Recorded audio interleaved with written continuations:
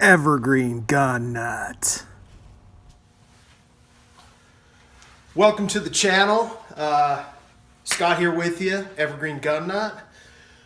As you saw in my title, we're going to talk about probably the most disgusting rifle in the history of firearms. At least so the internet says, and YouTube commenters and all that. I just finished wiping puke off of it. When I took it out of the safe, I couldn't help myself. It was nasty. So without further ado, let's introduce the most disgusting rifle in the history of mankind. The Olympic Arms AR-15. Woo! This thing is nasty.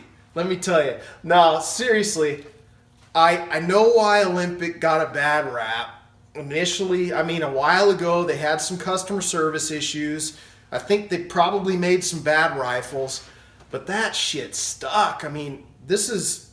Olympic's become a name synonymous with garbage, and I just haven't found that to be the case with this rifle. I've got about 1,000 rounds through it, and for me, it's performed flawlessly. I have no complaints with the rifle. I haven't had a single issue with it whatsoever. The only problem I had with it initially, and this was the fault of the salesman and myself, I'll take some of the credit for it, is Olympic used to make a low profile gas block. So they used to sell the low profile gas block front backup iron sight.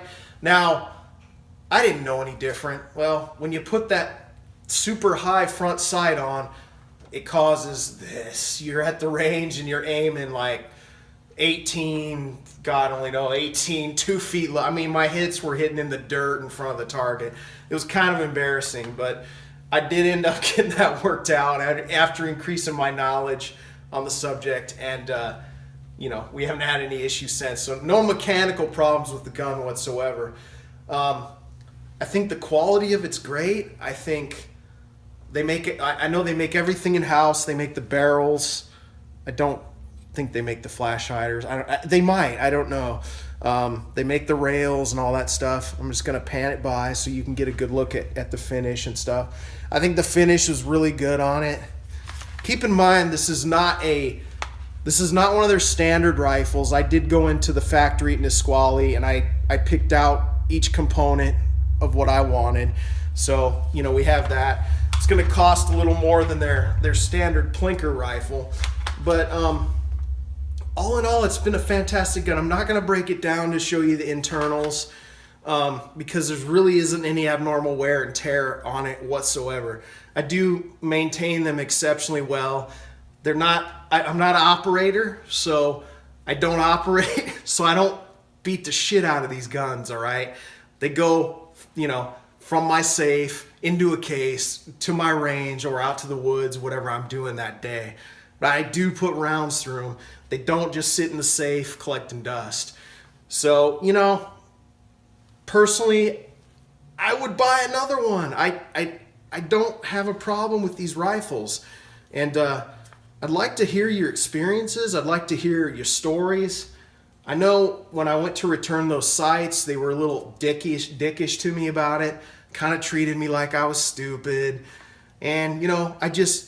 In those situations, where you're experiencing customer service problems, you got to just buckle down and say, hey, man, just take the fucking things back, all right?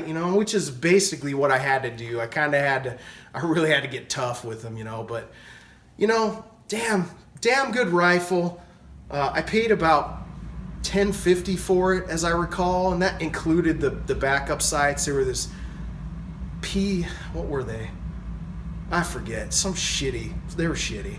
So who cares? Anyway, as you can see, I don't even have backups on this one.